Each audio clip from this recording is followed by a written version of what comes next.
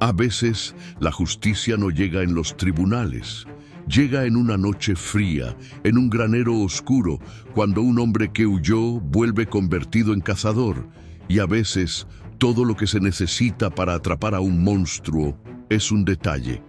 Esta es la historia basada en hechos reales de Hans Alexander, un joven judío alemán que tuvo que huir de Berlín en 1936.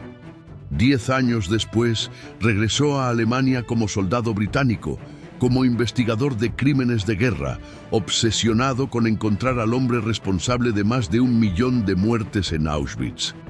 Algunas escenas fueron adaptadas con fines narrativos y dramáticos. Si estas historias te tocan el corazón, quédate aquí. Siempre hay más voces que merecen ser escuchadas. Hay cosas que un hombre no puede quitarse. No importa cuánto huya, cuánto mienta, cuántos nombres falsos use. Siempre hay algo que se queda pegado a la piel. A veces es una cicatriz, a veces es un recuerdo, y a veces es un anillo de oro con 2 nombres grabados por dentro. La noche del 11 de marzo de 1946 fue fría, el tipo de frío que entra por los huesos y no se va. Yo estaba en un camión militar con 25 soldados, la mayoría judíos como yo, la mayoría con historias parecidas a la mía. Habíamos huido de Alemania cuando éramos niños, cuando las estrellas amarillas empezaron a aparecer en las chaquetas, cuando los negocios de nuestros padres amanecieron con las ventanas rotas. Ahora volvíamos, pero ya no éramos niños asustados, éramos soldados del ejército británico. Y esa noche íbamos a cazar al hombre que había perfeccionado el arte de matar. Rudolf Höss, comandante de Auschwitz, responsable de más de 1 millón de muertes. El hombre que convirtió el asesinato en una ciencia, en una rutina diaria, en algo tan normal como firmar papeles en una oficina. Y yo lo había encontrado. Llevaba 10 meses buscándolo, 10 meses revisando archivos, interrogando prisioneros, siguiendo pistas que llevaban a nada. Pero finalmente, después de amenazar a su familia, después de hacer cosas de las que no me siento orgulloso, su esposa había hablado. Está en Gottrupel, me dijo con lágrimas en los ojos. Se hace llamar Franz Lang. Es jardinero. El hombre que cultivó la muerte en Auschwitz ahora cultivaba flores en una granja al norte de Alemania. El camión se detuvo. Apagamos las luces. El silencio era absoluto, roto solo por el viento que movía las ramas desnudas de los árboles. Revisé mi pistola por 3ª vez, no porque pensara usarla, sino porque necesitaba hacer algo con las manos que no paraban de temblar. No era miedo, era algo más profundo. Era ese niño de 19 años que tuvo que dejar Berlín en la oscuridad, que tuvo que separarse de su hermano gemelo, que tuvo que despedirse de la única casa que conocía. Ese niño había esperado 10 años por este momento, y ahora, en un granero oscuro de Alemania, finalmente iba a mirarlo a los ojos. Pero lo que no sabía esa noche, lo que ninguno de nosotros sabía, era que todo dependería de un detalle, un pequeño detalle de oro, un anillo que un hombre se negó a quitarse, y 2 nombres grabados por dentro que gritarían la verdad cuando todas las mentiras se acabaran. Porque hay cosas que no puedes quitarte, no importa cuánto lo intentes. Hay silencios que pesan más que las palabras. Esa noche en Berlín, 1936, el silencio era tan denso que podías sentirlo en la garganta. Mi padre estaba sentado en su estudio, con las manos sobre el escritorio de roble que había pertenecido a su padre, y a su abuelo antes que él. La lámpara de bronce proyectaba sombras largas sobre las paredes llenas de libros que ya no podríamos llevar. Mañana temprano, dijo sin mirarme. Antes del amanecer. Yo tenía 19 años. Acababa de terminar la escuela. Tenía planes. Quería estudiar, viajar, enamorarme, todas esas cosas que los jóvenes creen que tienen garantizadas. Pero mi padre, el doctor Alfred Alexander, médico respetado en toda Berlín, amigo de científicos y artistas, había recibido una advertencia. Estábamos en la lista. No importaba que mi familia llevara generaciones en Alemania. No importaba que mi padre hubiera salvado vidas, que nuestra casa fuera un lugar donde músicos y pensadores se reunían a debatir hasta la madrugada. No importaba que mi madre fuera la mujer más elegante de nuestro barrio, ni que mi hermano gemelo Paul y yo hubiéramos crecido jugando en estas mismas calles. Ahora éramos judíos, y en la Alemania de 1936, eso era lo único que importaba. Paul salió hace 3 días, continuó mi padre. Su voz sonaba cansada, como si cada palabra le costara un esfuerzo físico. Está en Suiza. Tú irás mañana, tu madre y tus hermanas la próxima semana. ¿Y tú?, pregunté, aunque ya conocía la respuesta. Yo iré último. Alguien tiene que cerrar la casa. Alguien tiene que... Se detuvo. Por primera vez en mi vida vi a mi padre sin palabras. Me levanté y caminé hacia la ventana. Afuera, Berlín brillaba con sus luces nocturnas. Era la ciudad más hermosa del mundo. O al menos, eso había pensado yo hasta hace unos meses. Hasta que las tiendas judías amanecieron con las ventanas rotas, hasta que los vecinos dejaron de saludar, hasta que las leyes cambiaron y de repente fuimos extranjeros en nuestra propia tierra. ¿Volveremos?, pregunté. Mi padre se acercó, puso su mano sobre mi hombro, y sentí todo el peso de lo que no podía decir. Luego sacó algo de su bolsillo, su reloj, el reloj de oro que su padre le había dado, que llevaba su nombre grabado en la tapa. «Tómalo», dijo, poniéndolo en mi mano. «Y escucha bien lo que voy a decirte, Hans. Hay 2 tipos de hombres en este mundo: los que huyen cuando llega la oscuridad, y los que regresan con una antorcha». Cerré los dedos alrededor del reloj. Estaba tibio, como si guardara algo del calor de mi padre. «Ahora tienes que huir», continuó. «No es cobardía, es supervivencia. Pero algún día, Hans, algún día volverás, y cuando lo hagas no será como refugiado». No entendí completamente lo que quiso decir, no en ese momento. Yo solo era un niño asustado que tendría que dejar todo atrás. Esa noche no pude dormir. Caminé por la casa como un fantasma, tocando las cosas que pronto solo serían recuerdos. El piano donde mi madre tocaba Chopin los domingos, la biblioteca donde mi padre me enseñó a leer, las marcas en el marco de la puerta donde medían nuestra altura cada cumpleaños, mi hermano y yo, compitiendo por quién crecía más rápido. En mi habitación, llené una maleta pequeña, ropa, un libro, una fotografía de la familia. Tuve que dejar todo lo demás: los trofeos de la escuela, las cartas de amigos, los recuerdos de 19 años de vida. ¿Cómo empacas toda una vida en una maleta? Antes del amanecer, mi madre me despertó. No dijo nada. Solo me abrazó, y sentí sus lágrimas mojando mi hombro. Mi padre estaba en la puerta, ya vestido, con el abrigo oscuro que usaba para las ocasiones importantes. «Es hora», dijo. El auto nos esperaba afuera. Las calles de Berlín estaban vacías, envueltas en esa penumbra gris que viene justo antes de que salga el sol.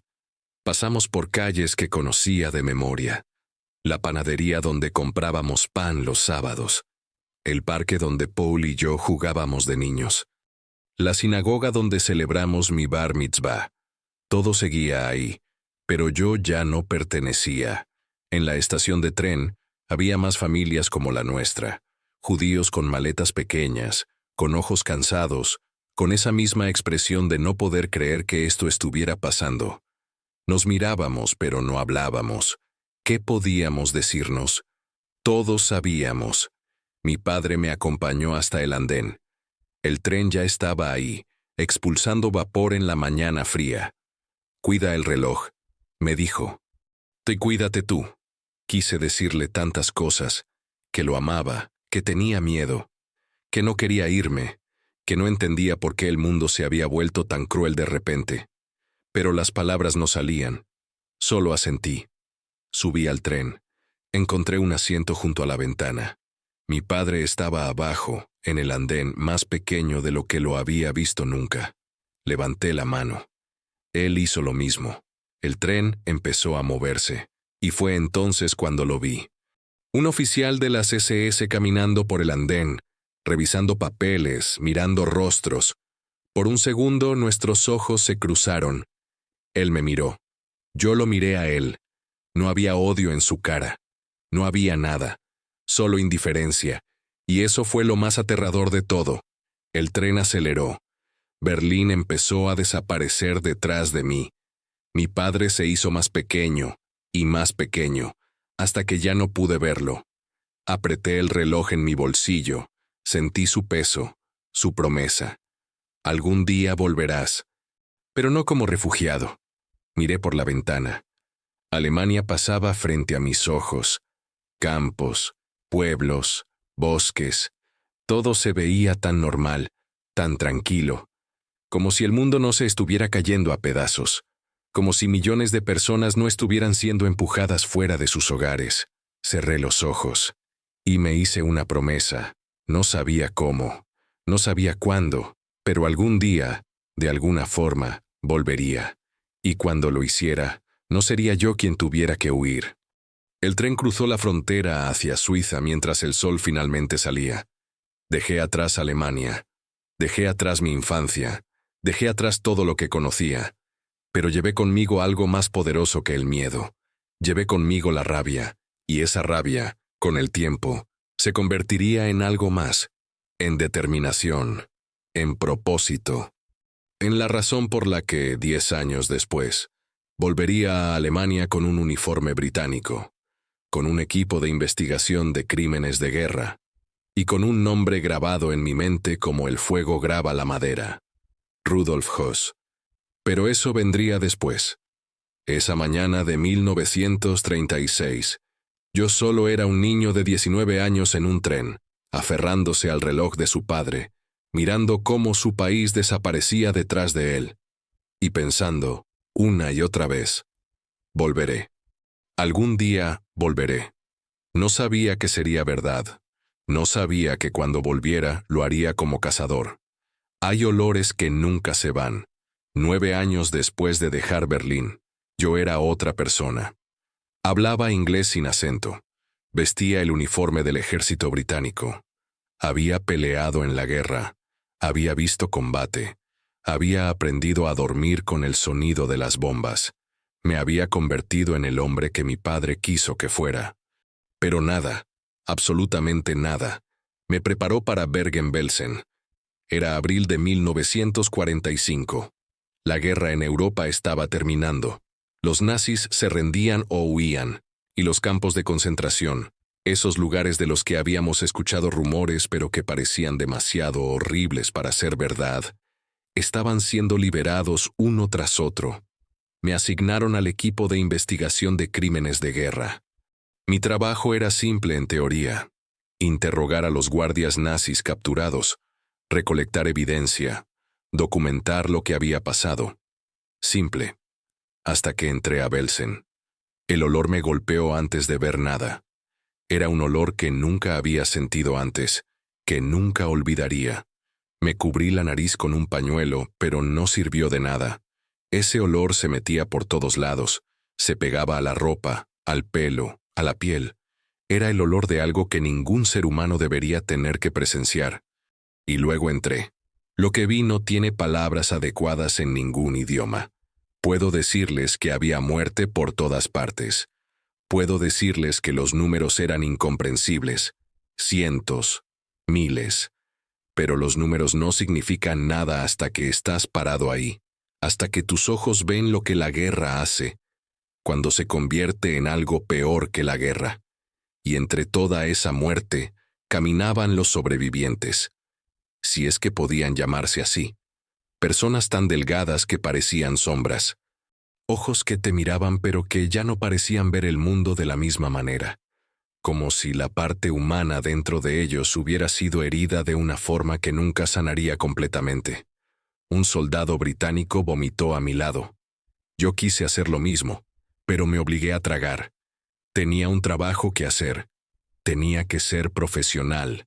Tenía que mantener la compostura. Pero por dentro, Algo se estaba rompiendo. Los interrogatorios comenzaron al día siguiente. Los guardias nazis habían sido capturados cuando intentaban huir. Ahora estaban en celdas, esperando, algunos todavía con sus uniformes de las SS. El primero que interrogué se llamaba Franz Hosler. Había sido subcomandante de un subcampo de Auschwitz antes de ser transferido a Belsen. Se sentó frente a mí con las manos esposadas, mirándome como si esto fuera un simple trámite administrativo. Le pedí su nombre completo en alemán. Mi alemán perfecto. El alemán de Berlín que nunca pude olvidar. Él respondió con su rango, como si todavía estuviera en servicio activo. Le pregunté sobre Auschwitz. Hosler se encogió de hombros, como si le estuviera preguntando sobre el clima. Dijo que Auschwitz era un campo de trabajo y de procesamiento. Usó esa palabra, procesamiento, como si las personas fueran mercancía en una fábrica. Sentí la rabia subir por mi garganta, pero mantuve la voz firme. Le pregunté si así llamaban al asesinato en masa. Por primera vez, Hosler me miró directamente a los ojos, y lo que dijo me heló la sangre. Todos en el campo sabían de las cámaras de gas. No era secreto. Era el propósito del campo. Auschwitz-Birkenau fue diseñado específicamente para la solución final del problema judío. Escribí cada palabra. Mantuve la mano firme aunque por dentro quería lanzarme sobre él. Quería gritarle que yo era uno de esos problemas judíos que él había intentado solucionar, que mi familia había huido de hombres como él, que si nos hubiéramos quedado en Berlín, quizás yo estaría en una de esas pilas de muerte que había visto afuera. Pero me mantuve profesional. Seguí escribiendo. ¿Quién diseñó el sistema?, pregunté. El comandante Rudolf Höss. Él perfeccionó todo. Las cámaras, los crematorios, el proceso completo. Podíamos procesar miles al día cuando el sistema funcionaba correctamente. Sentí que algo se congelaba dentro de mí. ¿Miles? ¿Al día? En los momentos pico, sí. El comandante Höss era muy eficiente, muy organizado. Llevaba registros de todo. Rudolf Höss. Era la primera vez que escuchaba ese nombre. Pero no sería la última. Durante los siguientes días, interrogué a más guardias, a doctores que habían hecho experimentos médicos en prisioneros, a oficiales que habían supervisado las ejecuciones.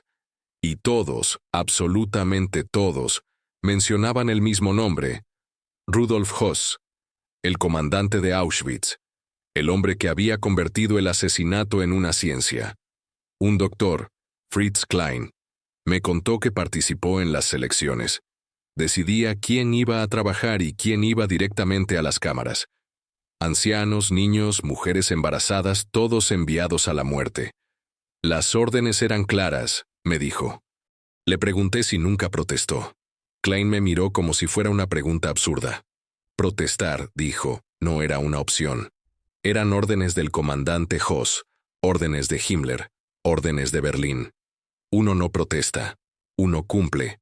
Esa noche, en mi tienda, no pude dormir. Leí los testimonios una y otra vez. Los números eran incomprensibles. 1 millón de personas, quizás más. 1 millón de personas asesinadas en un solo lugar. Por gas, por balas, por hambre, por experimentos. Y todas bajo las órdenes de un hombre, Rudolf Höss. ¿Dónde estaba ese hombre ahora? Los guardias me dijeron que había desaparecido cuando los soviéticos se acercaron a Auschwitz a principios de año. Simplemente se fue. Dejó su uniforme, tomó ropa civil y se desvaneció en el caos de Alemania colapsando.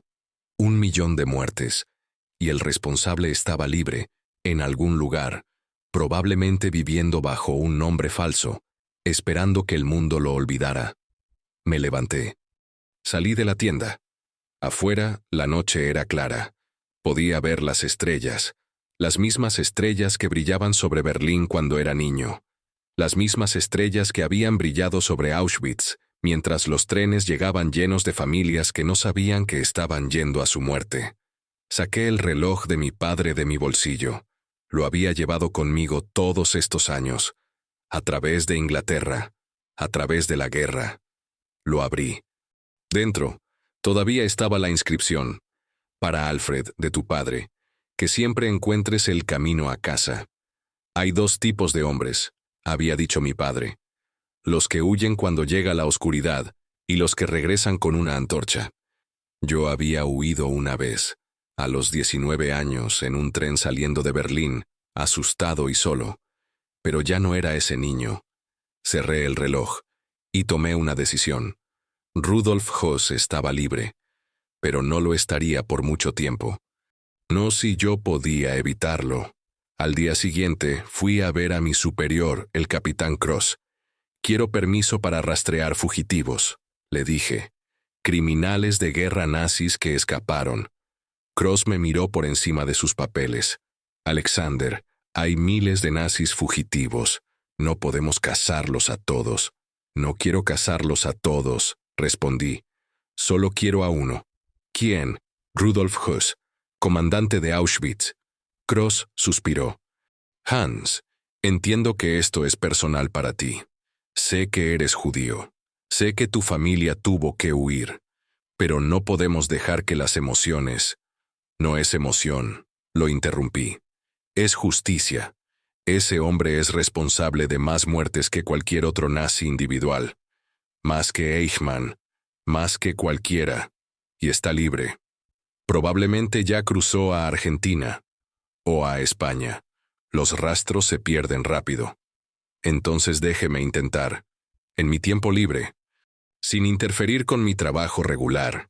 Cross me estudió por un largo momento. No puedo autorizarlo oficialmente, dijo finalmente. Pero si en tu tiempo libre quieres investigar por tu cuenta, no puedo impedírtelo tampoco. Era todo lo que necesitaba escuchar. Esa noche empecé mi búsqueda. Revisé archivos. Interrogué a más prisioneros. Busqué cualquier información sobre Rudolf Höss, su familia, sus conexiones, sus posibles escondites. Los otros investigadores pensaron que estaba obsesionado. Quizás lo estaba, pero cada vez que cerraba los ojos, veía lo que había presenciado en Belsen. Veía esos ojos vacíos de los sobrevivientes y escuchaba las voces de los guardias nazis hablando de procesar miles de personas al día, como si fueran productos en una fábrica. Alguien tenía que pagar por eso, y yo me aseguraría de que Rudolf Höss fuera ese alguien. No sabía cuánto tiempo me tomaría.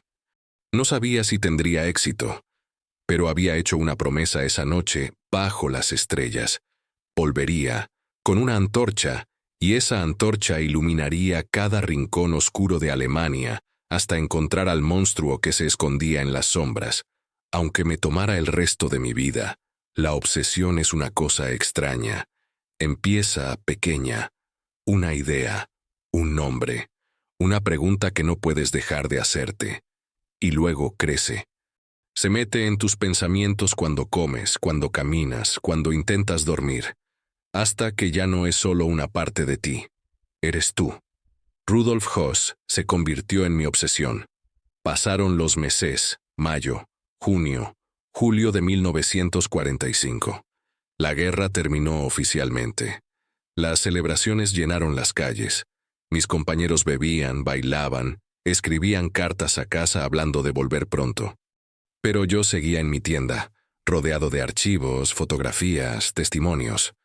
Höss era un fantasma. Desapareció en enero, cuando los soviéticos se acercaban a Auschwitz. Los últimos registros lo ubicaban en Ravensbrück, otro campo, en febrero. Y luego nada, como si se hubiera desvanecido en el aire. Pero los fantasmas dejan rastros, y yo aprendí a seguirlos. Interrogué a docenas de ex-SS. Algunos cooperaban esperando clemencia, otros escupían odio hasta el final. Pero todos sabían quién era Höss. Era imposible trabajar en el sistema de campos y no conocer al comandante de Auschwitz. El más grande, el más eficiente, el modelo a seguir. Era meticuloso, me dijo un exoficial. Llevaba registros de todo, números, métodos, eficiencia. Trataba el exterminio como una operación industrial. Encontré fotografías. Jos con su uniforme de SS. Jos con su familia. Tenía esposa, Hedwig, 5 hijos. Vivían en una casa dentro del complejo de Auschwitz. Una casa con jardín, con flores, a metros de las cámaras de gas. Intenté imaginar cómo era eso. Desayunar con tus hijos, ir a trabajar supervisando asesinatos en masa, volver a casa para la cena, besar a tu esposa, dormir tranquilo. ¿Cómo hace un hombre eso? En agosto, finalmente obtuve lo que había estado esperando. Fui asignado oficialmente al equipo número 1 de investigación de crímenes de guerra. Ya no tenía que buscar en mi tiempo libre. Ahora era mi trabajo. Mi primer gran éxito llegó en diciembre. Gustav Simon, nazi Gauleiter, responsable de la deportación de judíos en Luxemburgo. Había estado escondido en una granja, usando papeles falsos, pero cometió un error. Contactó a un familiar. Seguimos el rastro. Lo capturamos. Cuando lo arrestamos, Simon intentó suicidarse. Tomó veneno. No funcionó lo suficientemente rápido. Murió en nuestras manos, retorciéndose, gritando. No sentí lástima. Pero Simon no era Jos. Simon era importante, sí, pero Jos era el premio, el arquitecto de Auschwitz, el hombre que había perfeccionado el asesinato industrial. Los meses pasaban y las pistas sobre Jos seguían llegando a ningún lado. Hasta febrero de 1946, capturamos a Hedwig Jos. La encontramos viviendo en una casa pequeña con sus 5 hijos. Se hacía llamar Hedwig Lang. Decía que su esposo había muerto en la guerra, que era viuda, que solo quería criar a sus hijos en paz. Pero yo sabía la verdad. Había visto las fotografías, la misma mujer, los mismos niños, la esposa del monstruo de Auschwitz. ¿Dónde está su esposo?, le pregunté. Murió en el frente del Este, en enero. Miente. No miento. Soy viuda. Déjeme en paz. La dejé pensar que había funcionado. Luego volví al día siguiente, y al siguiente, cada vez con más presión. Cada vez más cerca de la verdad. Sabemos que está vivo. Sabemos que está escondido. Dígame dónde. No sé de qué habla. Sus hijos merecen un padre. Si coopera, quizás podamos. Mis hijos no tienen padre. Murió en la guerra. Era dura, leal. Pero todos tienen un punto de quiebre. El mío llegó cuando trajimos a Klaus, su hijo mayor. 16 años. Alto, rubio, con los ojos de su padre según las fotografías. Decidimos interrogarlo por separado.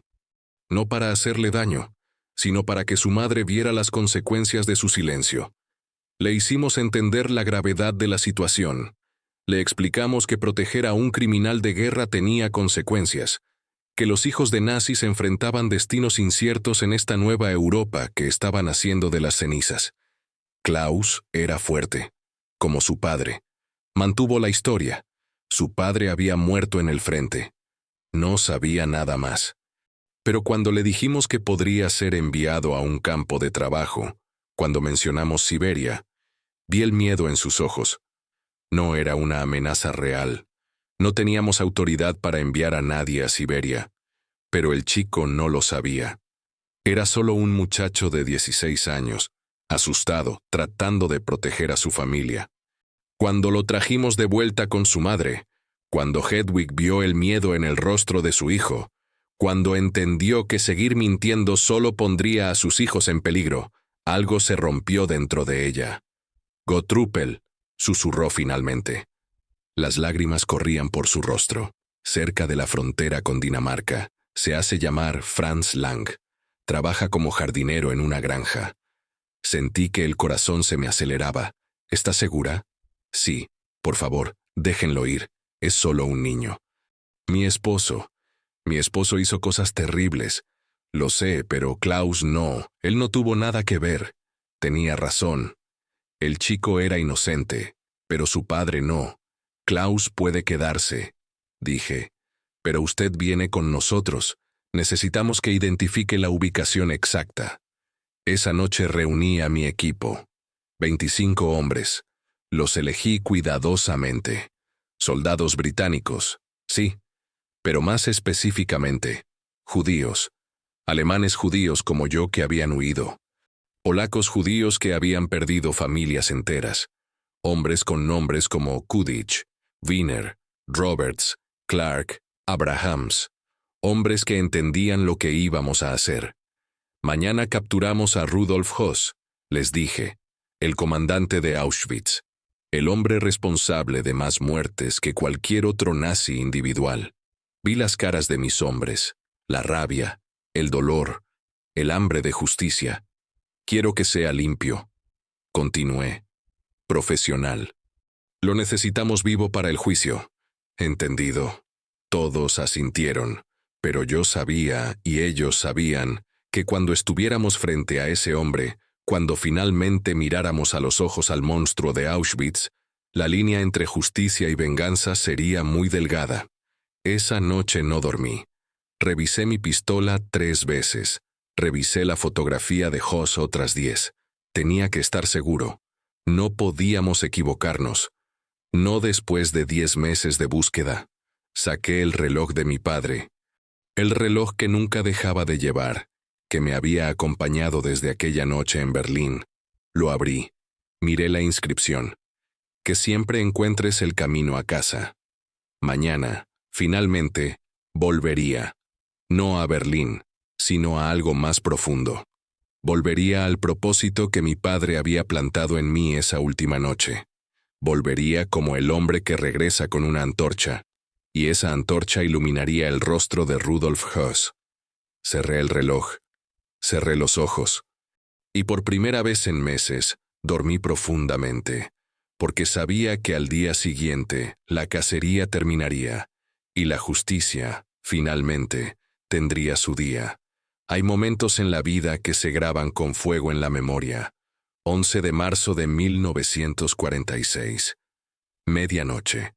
El camión militar avanzaba por caminos rurales al norte de Alemania, cerca de la frontera danesa, sin luces, en silencio absoluto. 25 hombres apretados en la parte trasera, cada uno perdido en sus propios pensamientos. Yo iba adelante con el capitán Cross. Hedwig Höss iba entre nosotros, mirando por la ventana, con las manos apretadas sobre su regazo. Había dejado de llorar hacía horas.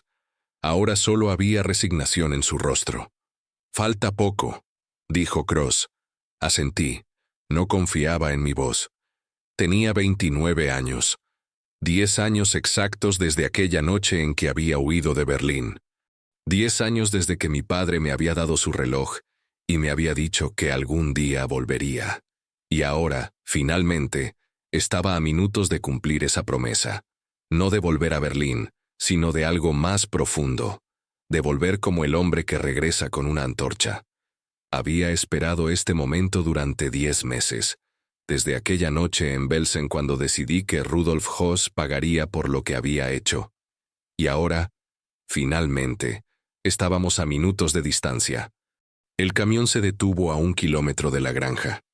No podíamos arriesgarnos a que el ruido del motor nos delatara. El resto del camino lo haríamos a pie. Bajamos en silencio. La noche era fría. El tipo de frío que te corta la piel. No había luna. Solo oscuridad y el sonido del viento entre los árboles desnudos. Reuní a los hombres. Podía ver sus caras en la penumbra. Rostros duros. Ojos que habían visto demasiado. Sabemos el plan, dije en voz baja. Rodeamos el granero. Entrada rápida. Sorpresa total. Höss puede tener cianuro. No le damos tiempo de usarlo. Bernard Clark, de Liverpool, levantó la mano. ¿Y si resiste? Lo contenemos. Lo necesitamos vivo. ¿Y si intenta escapar? No va a escapar. Dije con una firmeza que sorprendió incluso a mí mismo. Ha estado huyendo durante 14 meses. Esta noche, eso termina. Avanzamos por el campo. El terreno estaba congelado bajo nuestras botas. A lo lejos podía ver la silueta oscura de la granja. Un granero. Una casa pequeña. Ni una sola luz encendida. Hedwig nos guió hasta el granero. Ahí. susurró señalando. Duerme sobre la paja, al fondo. Cross asignó posiciones. Hombres rodeando el edificio, bloqueando todas las salidas. Yo iría primero, con Cross y 4 hombres más. ¿Listo?, me preguntó Cross. Revisé mi pistola una última vez. El peso del metal en mi mano era reconfortante. Real. Listo. Empujamos la puerta del granero. Chirriaba levemente. Dentro, oscuridad absoluta. Olor a paja, a animales, a tierra. Encendí mi linterna. El haz de luz cortó la oscuridad. Barrió el interior del granero. Herramientas agrícolas. Sacos de grano. Y al fondo, sobre un montón de paja, una figura acostada, un hombre en pijama. Me acerqué. Mi corazón latía tan fuerte que pensé que lo escucharía. Los años de búsqueda, los meses de obsesión. Todo convergiendo en este momento. Apunté la linterna directamente a su cara. El hombre parpadeó, desorientado, levantando una mano para protegerse de la luz. Tenía el pelo despeinado, barba de días. Se veía más viejo que en las fotografías, más delgado, más ordinario, pero era él. Lo supe en el instante en que lo vi. La forma de la mandíbula, los ojos, era Rudolf Höss. Levántese, ordené en alemán. Mi voz sonaba extrañamente calmada.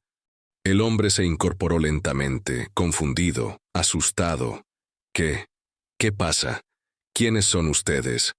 Policía militar británica, sus documentos. Con manos temblorosas, el hombre buscó en su ropa. Sacó papeles doblados. Me los entregó. Los revisé con la linterna. Franz Lang, jardinero temporal. Documentos falsos, pero bien hechos. ¿Franz Lang?, pregunté. Sí, señor. Soy jardinero. Trabajo aquí. ¿Hay algún error? Lo miré fijamente. Saqué la fotografía de mi bolsillo, la que había llevado conmigo todos estos meses. Rudolf Höss en uniforme de las SS. La comparé con el hombre frente a mí. Más viejo, más delgado, asustado en lugar de orgulloso, pero la misma persona. Usted no es Franz Lang, dije. Mi voz ahora más dura. Usted es Rudolf Höss, comandante de Auschwitz. No, señor. Hay un error. Soy jardinero. Mire mis papeles. Mire los míos, respondí mostrándole la fotografía. Vi el momento en que supo que había terminado. El color abandonó su rostro. Sus ojos se movieron rápidamente, buscando una salida. Pero estábamos rodeándolo. No había escape. Y entonces lo vi. En su mano izquierda, un brillo de oro en la luz de mi linterna. Un anillo. Quítese el anillo, ordené. Höss miró su mano como si hubiera olvidado que lo llevaba. Está muy apretado. Llevo años sin quitármelo. No puedo. Di un paso adelante. Mi voz era baja pero firme. Quítese el anillo. Ahora, o haré lo necesario para quitárselo yo mismo. El silencio que siguió fue absoluto. Podía escuchar la respiración de mis hombres detrás de mí. Podía sentir sus ojos clavados en esta escena. En este hombre que había ordenado la muerte de sus familias, de sus amigos, de millones. Höss temblaba. Sus dedos torpemente intentaban quitarse el anillo. Sudor corría por su frente a pesar del frío. No puedo. Está muy... Ahora, gruñí acercándome más. Con un esfuerzo final, el anillo salió. Höss me lo entregó con mano temblorosa. Lo tomé. Lo acerqué a la luz de la linterna.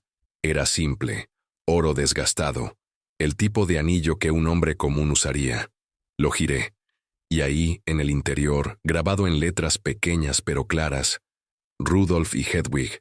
Cerré los dedos alrededor del anillo. Sentí su peso, este pequeño círculo de metal, esta prueba tan simple y tan devastadora. Rudolf Höss, dije, mi voz ahora firme, oficial, queda arrestado por crímenes de guerra, por el asesinato de más de 1 millón de personas en el campo de concentración de Auschwitz. Yo solo seguía órdenes.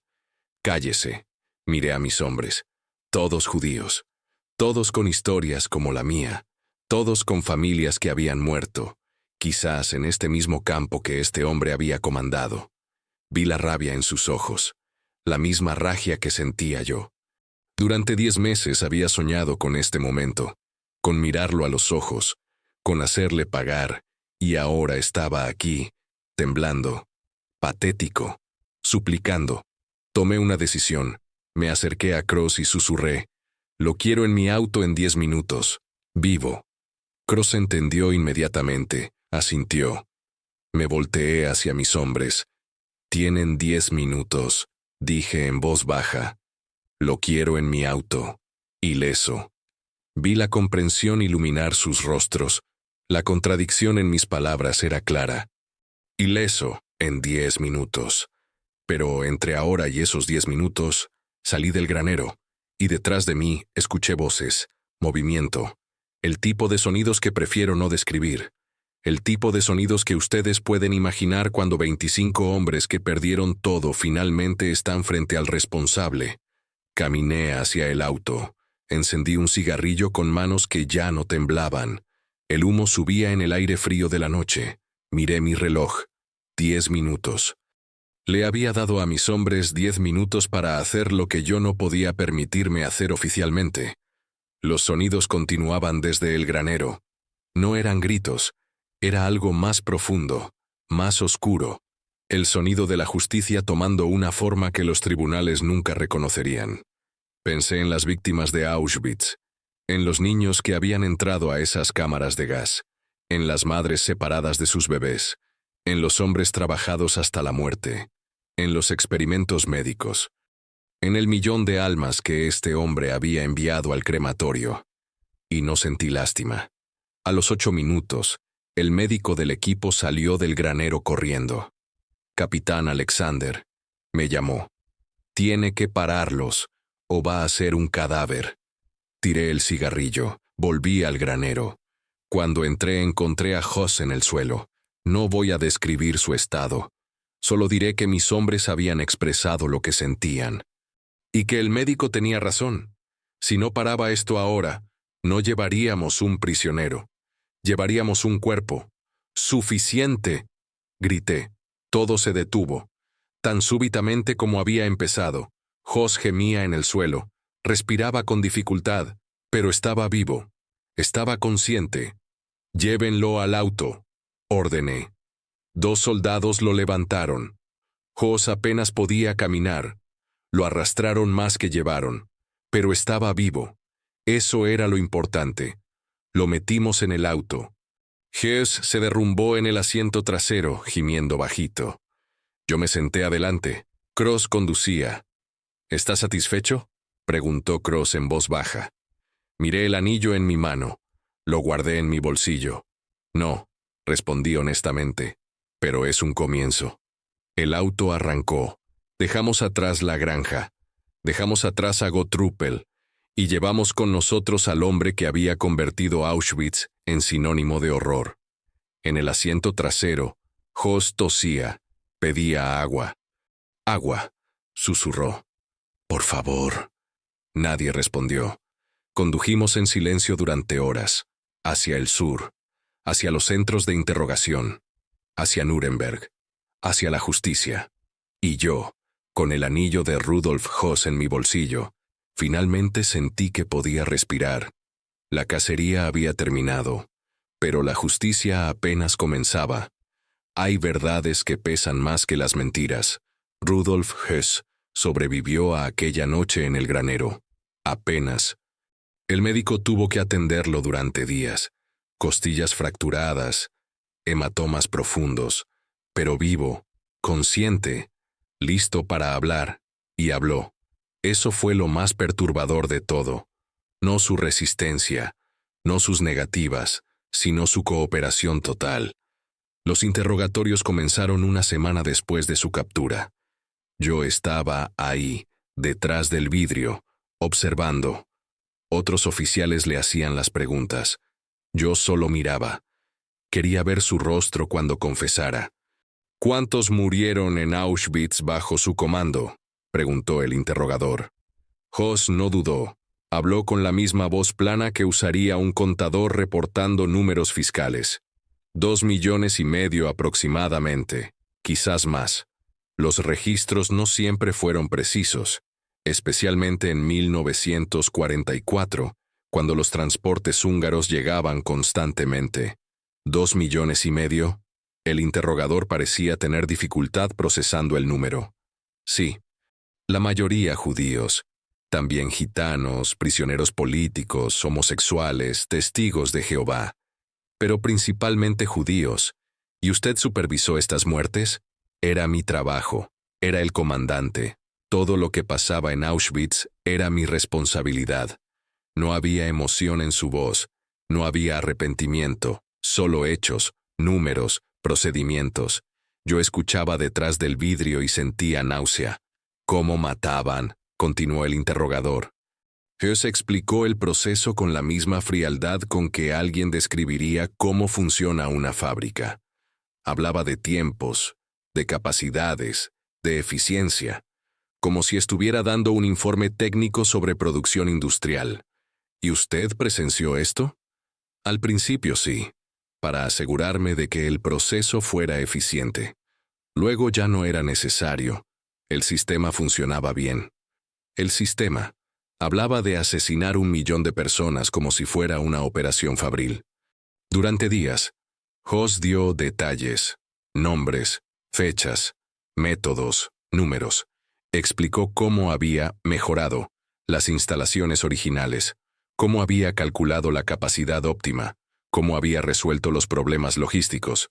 Y lo más aterrador, lo hacía con orgullo profesional. Auschwitz era el campo más eficiente, dijo en un momento. Superamos a Treblinka, a Sobibor, a todos los demás. Himmler mismo me felicitó por mi trabajo. El psicólogo militar, Gustav Gilbert, lo evaluó. ¿Tiene pesadillas?, le preguntó a Höss. No. ¿Remordimientos? Seguía órdenes. Hice mi trabajo. Se considera una persona normal. Höss lo miró directamente. Soy completamente normal. Gilbert escribió en su reporte. Psicópata amoral. Ausencia total de empatía. Incapaz de comprender la magnitud moral de sus acciones. Pero yo no necesitaba un diagnóstico psicológico. Yo solo necesitaba mirarlo a los ojos para saber que este hombre había cruzado una línea donde lo humano se había evaporado. En abril, Höss fue llevado a Nuremberg. Testificaría contra otros nazis. Su testimonio era crucial. Era el único comandante de campo de exterminio capturado vivo. El único que podía dar detalles de primera mano sobre la solución final. Lo vi en el tribunal. Ya no era el hombre quebrado del granero. Ahora estaba afeitado, con ropa limpia, recuperado físicamente.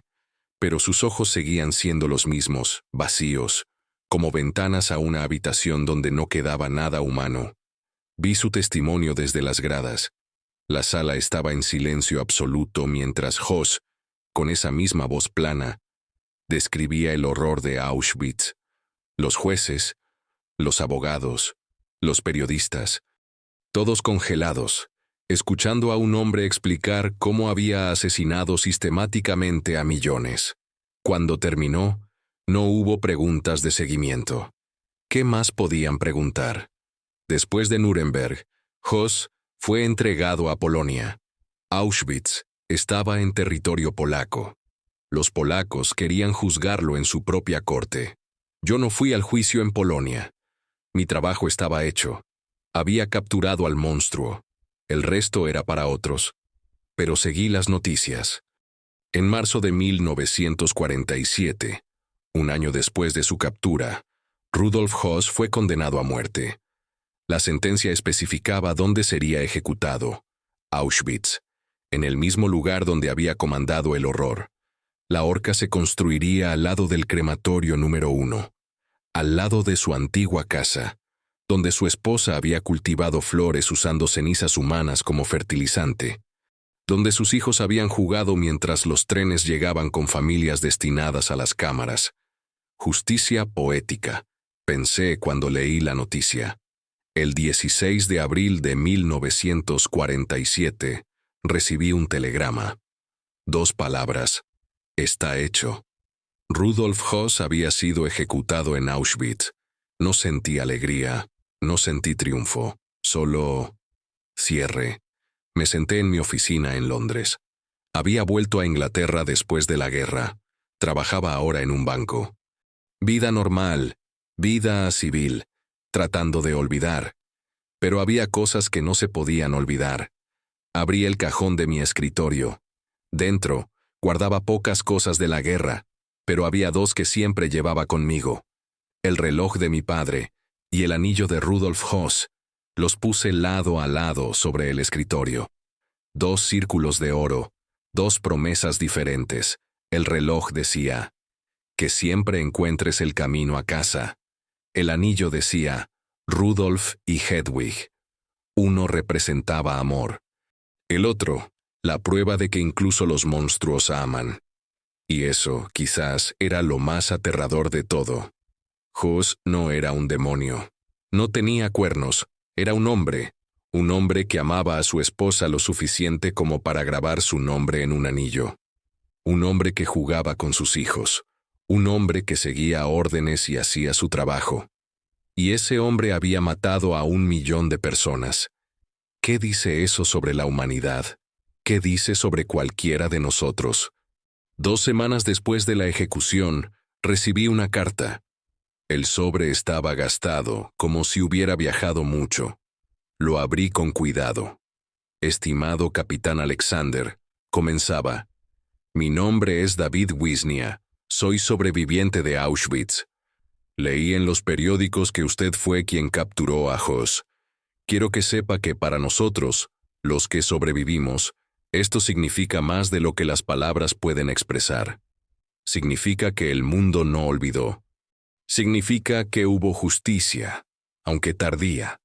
Significa que nuestros muertos no murieron en vano. Gracias por hacer lo que muchos de nosotros no pudimos. Gracias por recordar. Leí la carta 3 veces. Luego la doblé cuidadosamente y la guardé junto al reloj y al anillo.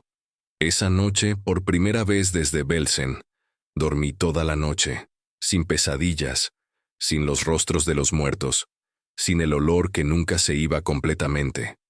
Soñé con Berlín, con la casa de mi infancia, con mi padre sentado en su estudio, rodeado de libros. Hay 2 tipos de hombres, me decía en el sueño. Los que huyen cuando llega la oscuridad, y los que regresan con una antorcha. Volví, papá, le respondí. Volví con una antorcha. Lo sé, hijo, lo sé. Desperté con lágrimas en el rostro, pero no eran lágrimas de tristeza, eran de alivio, de cierre, de saber que había cumplido la promesa que me había hecho a mí mismo aquella noche en el tren, saliendo de Berlín. Había vuelto, no como refugiado, sino como el hombre que trajo justicia. Rudolf Höss estaba muerto, colgado en el mismo lugar donde había ejercido su horror. Y yo, Hans Alexander, el niño judío que tuvo que huir de Alemania, había sido el que finalmente lo había atrapado. No por venganza, aunque la venganza había estado ahí, no por odio, aunque el odio también había estado presente, sino por algo más importante, por los que no podían hablar, por los que habían muerto sin justicia, por el 1.000.000 de almas que merecían ser recordadas, y por la promesa de mi padre, que algún día volvería. No como refugiado, sino con una antorcha que iluminara la oscuridad. Esa antorcha había ardido, y en su luz un monstruo había sido revelado, capturado, juzgado y ejecutado. La guerra había terminado. La justicia había sido servida. Y yo, finalmente, podía descansar. Guardé el reloj y el anillo de vuelta en el cajón. Cerré la oficina y salí a las calles de Londres, donde la vida continuaba, donde la gente caminaba sin saber la historia que cargaba conmigo. Pero yo lo sabía, y eso era suficiente, porque hay 2 tipos de hombres en este mundo, y yo había elegido ser el que regresa con una antorcha. Hans Alexander nunca se consideró un héroe. Durante el resto de su vida, trabajó en silencio como banquero en Londres. Formó una familia.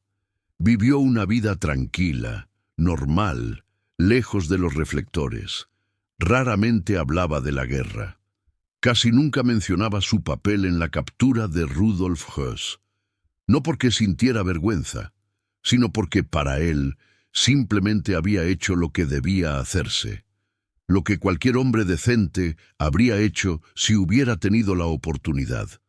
Pero la historia no olvida a los hombres que encienden antorchas en la oscuridad. Rudolf Höss fue ejecutado el 16 de abril de 1947 en Auschwitz, al lado del crematorio donde más de 1 millón de personas habían sido asesinadas bajo sus órdenes. La horca se construyó específicamente en ese lugar.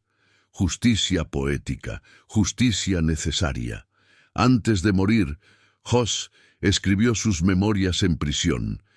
En ellas se describió como un engranaje en la máquina, como un hombre que simplemente seguía órdenes. Nunca comprendió verdaderamente la magnitud de lo que había hecho, o quizás simplemente era incapaz de comprenderlo. Esa es la parte más aterradora de esta historia, que el monstruo no era un monstruo, era un hombre con esposa, con hijos, con un anillo de boda grabado con nombres de amor. Y ese hombre había supervisado el asesinato industrial de más de 1 millón de personas. ¿Qué nos dice eso? ¿Qué nos enseña sobre la naturaleza humana? Nos enseña que la oscuridad no siempre llega con cuernos y colmillos. A veces llega con uniforme, con órdenes, con la excusa de simplemente hacer mi trabajo. Pero también nos enseña algo más importante, que siempre hay alguien dispuesto a encender una antorcha. Hans Alexander pudo haberse quedado en Inglaterra, pudo haber dejado el pasado atrás, pudo haber dicho, no es mi responsabilidad, ya escapé, ya sobreviví, pero no lo hizo. Porque hay dos tipos de personas en este mundo.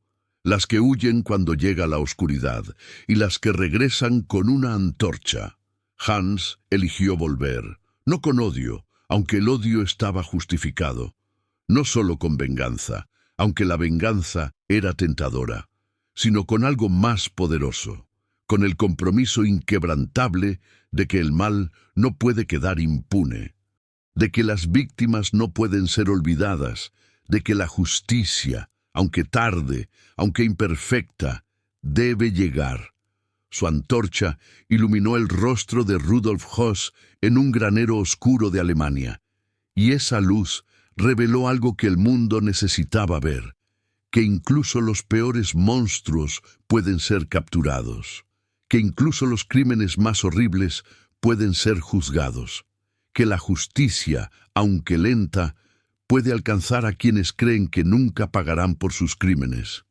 El anillo con los nombres Rudolf y Hedwig se convirtió en el símbolo de algo más grande, no solo de la captura de un hombre, sino de la verdad de que los detalles importan, que la justicia está en los pequeños momentos de valentía, en la determinación de un hombre que se negó a olvidar, en la decisión de perseguir la verdad, incluso cuando todo el mundo quería pasar la página. Hans Alexander murió en el año 2006, a los 89 años, rodeado de su familia. En paz, su historia permaneció en las sombras durante décadas. Pocos conocían su nombre. Pocos sabían que el hombre que capturó al comandante de Auschwitz había sido él mismo un refugiado judío, un niño que tuvo que huir de Berlín, que se convirtió en soldado, que se convirtió en cazador, que se convirtió en el instrumento de la justicia. Pero en el año 2013, su sobrino nieto, Thomas Harding, descubrió la verdad en el funeral de Hans y decidió contarla, para que el mundo supiera, para que nunca olvidáramos, porque historias como esta no son solo sobre el pasado, son sobre el presente, son sobre cada uno de nosotros, son sobre la elección que todos enfrentamos cuando vemos la injusticia, cuando vemos el mal, cuando vemos la oscuridad avanzando. ¿Huimos o regresamos con una antorcha? Hans Alexander nos enseñó que siempre es posible volver. que nunca es demasiado tarde para hacer lo correcto, que un hombre con determinación, con coraje, con la simple negativa a olvidar, puede cambiar el curso de la justicia. Un anillo, un detalle grabado en oro, 2 nombres. Eso fue todo lo que se necesitó para que un monstruo finalmente pagara. Pero detrás de ese anillo estaba algo más grande. Estaba un hombre que se negó a rendirse, que persiguió la justicia durante 10 meses sin descanso, que miró a los ojos al responsable de Auschwitz y le dijo: «Tu tiempo se acabó». Esta es una historia sobre el Holocausto, sobre Auschwitz, sobre uno de los capítulos más oscuros de la humanidad, pero también es una historia sobre la luz, sobre las antorchas que algunos hombres y mujeres llevan en la oscuridad, sobre la negativa a olvidar, sobre la justicia que nunca duerme y sobre la verdad de que siempre, siempre hay alguien dispuesto a regresar con una antorcha. Que esta historia te recuerde que el mal puede ser derrotado, que la justicia puede alcanzar incluso a los que creen estar a salvo, y que cada uno de nosotros tiene la capacidad de ser esa luz en la oscuridad. Si estas historias te tocan el corazón, si crees que vale la pena recordar, quédate aquí. En este canal encontrarás más voces que merecen ser escuchadas, más historias de coraje, más antorchas encendidas en la oscuridad, porque la memoria es un acto de resistencia, y recordar es una forma de justicia.